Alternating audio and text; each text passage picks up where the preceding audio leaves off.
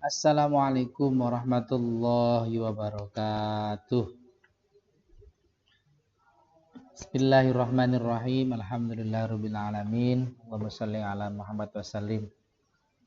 Anak-anak sekalian, untuk pertemuan kali ini Bapak akan menjelaskan tentang pelajaran fikih kelas 9 tentang hutang piutang, gadai dan hiwalah. Tentunya akan kita bahas satu persatu. Hutang kita bahas secara utuh dan sebagainya selanjutnya. Adalah kita awali kegiatan belajar mengajar pada pagi hari ini dengan membaca surat Fatihah dan doa awal pelajaran. Ala hadiniyah wa ala kulli niyatin shalihah. Al-Fatihah.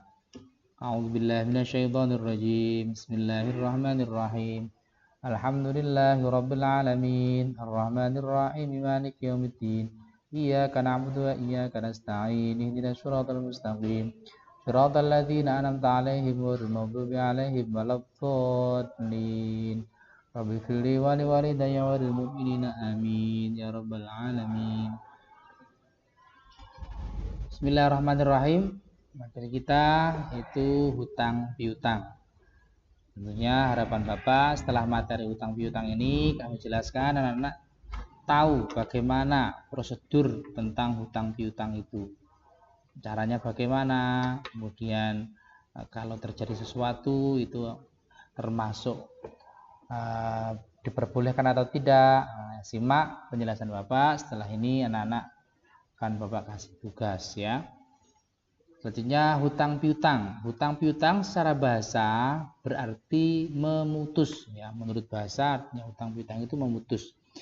Sedangkan menurut istilah memberikan sesuatu kepada seseorang dengan perjanjian bahwa dia akan mengembalikan sesuatu yang diterimanya dalam jumlah yang sama dan dalam jangka waktu yang disepakati.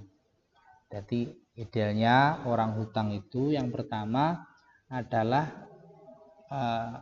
memberikan ya, orang yang hutang itu meminta umpamanya meminjam uang 100.000, orang yang meminjamkan itu memberikannya uang 100.000 dan mengasih penjelasan kalau hutang 100.000 ini akan dibayar di awal bulan depan ya, tanggal 1, 2 atau 3 dan dibayar dengan tidak melebihkan dari harta yang dihutang tadi ya.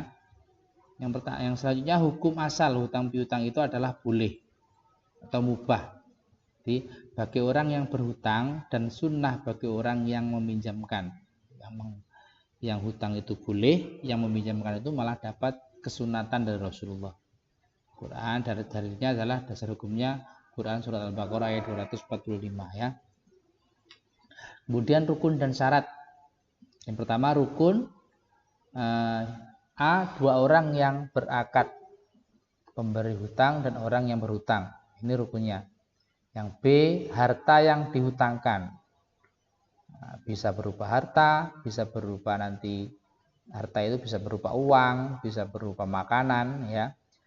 Yang C, sighot ijab qabul ya. Sighot itu berisi ijab qabul. Saya hutang. Oh iya, saya hutangi. Itu namanya sighot. Ucapan antara dua belah pihak yang memberi hutang dan orang yang berhutang. Saya hutang. Oh iya, saya hutangi. Itu namanya sighot. Adapun syarat yang pemberi hutang antara lain yaitu ahli tabarruk. Yang memberi hutang itu dasarnya tabarruk, yang menolong ya, berbuat kebaikan. Yakni merdeka, baligh, berakal, sehat dan rasyid ya, pandai serta dapat membedakan yang baik dan yang buruk. Rasyid itu pandai. Itu syarat orang yang menghutangi ya. Syarat orang yang berhutang termasuk kategori ahliyah, al-mu'amalah ya, kelayakan melakukan transaksi, yakni merdeka, baligh dan berakal sehat. Itu orang yang berhutang. Kemudian harta yang dihutangkan berupa harta yang ada pada dirinya, seperti uang, barang-barang yang ditakar, ditimbang dan dihitung. Harta yang dihutangkan diketahui kadar dan manfaatnya. Itu syarat-syaratnya. Nggak boleh hutang perkara yang tidak bermanfaat, itu tidak boleh. Kadarnya jelas, barangnya jelas. Di dalam Islam itu ada istilah al-halalu bayyinun wa haramun bayyinun wa ma bainahuma tasyabihatun. Ya. Adapun ketentuan hutang piutang. Hutang piutang merupakan akad yang bersifat ta'awun. Ta'awun itu adalah tolong menolong. Walaupun demikian, sifat ta'awun itu bisa berujung permusuhan ataupun perselisihan jika salah satu atau dua belah pihak yang berakad tidak mengetahui tentang ketentuan akad yang mereka lakukan. Ya, hutang piutang sangat dianjurkan untuk ditulis. Ya, dalam juz 3 itu ayat terpanjang menjelaskan tentang hutang piutang itu harus ditulis dan disahkan, dipersaksikan. Jadi ada saksi. Jadi ada yang hutang, ada yang mencatat, ada saksinya. Apalagi hal-hal yang besar. B. Pemberi hutang tidak boleh mengambil keuntungan atau manfaat dari orang yang berhutang. Riba ya nanti. Melunasi hutang dengan cara yang baik dan tidak menyakitkan. D. Berhutang dengan niat baik dan akan melunasinya. Seterusnya ya. Kemudian tambahan dalam hutang piutang. Ada dua macam penambahan dalam hutang piutang. Ada yang boleh, ada yang tidak. Penambahan yang disyaratkan, ini yang tidak boleh ya.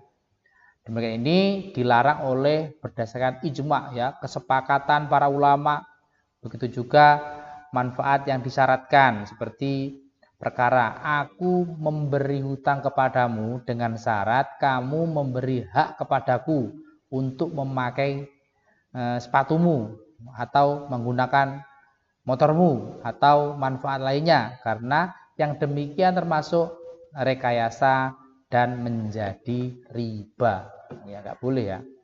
Yang B, penambahan yang tidak disyaratkan. Ketika seorang melunasi hutang kemudian memberi tambahan atau melebihi hutangnya ya sebagai wujud balas budi ataupun terima kasih karena sudah ditolong sehingga terbebas dari kesulitan, maka hukumnya boleh. Jadi hutang 100.000 sudah 1 tahun, kemudian baru dia bisa membayar, kemudian dia memberi kelebihan, ini saya sedekah 10.000 tanpa ada syarat di awal, ini sebagai inisiatif dari orang yang berhutang karena sudah dibebaskan dari kesulitan dulu, maka hukumnya adalah boleh. Adapun adab hutang piutang, ada beberapa adab yang harus diperhatikan baik oleh peminjam maupun orang yang berhutang. Berikut adalah beberapa adab dalam hutang piutang. Pertama, pemberi hutang tidak mengambil keuntungan. Segera memberitahu jika terlambat membayar hutang, ya. Berhutang pada keadaan terdesak saja. Memberi hutang memberikan kelonggaran waktu ya. Terus menghutang harus berterima kasih kepada pemberi hutang. Hikmah hutang piutang, bagi pemberi hutang menambah rasa syukur kepada Allah atas karunia yang diberikan ya. Bagi yang berhutang ya, menguji kesabaran dan keimanan ya. Kesulitan hidup menjadi berkurang, beban hidup menjadi lebih ringan. Itulah anak-anak sekilas pembahasan tentang hutang piutang. Semoga anak-anak dari penjelasan singkat ini bisa memahami dan bisa menjawab pertanyaan-pertanyaan yang akan Bapak sampaikan nanti. Semoga bermanfaat.